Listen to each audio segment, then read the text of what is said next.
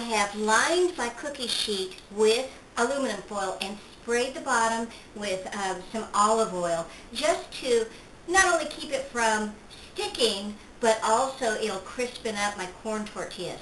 I also have my oven preheated to 375 degrees. What you'll do is you'll just fit as many corn tortillas as you can on your cookie sheet, and it's okay if they're touching each other.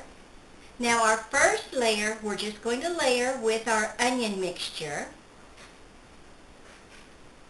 You don't want it to go all the way out to the edge, but if you can't help it, that's okay.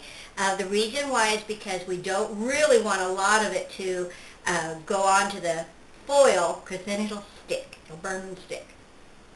Okay, so I'm just going to go ahead and layer with my onion mixture.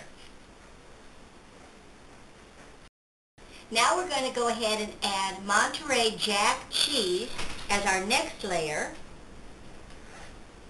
And again, you want to keep it as close in the center of your corn tortilla, because otherwise it'll melt and it'll just make a big mess. But it's okay if you go out.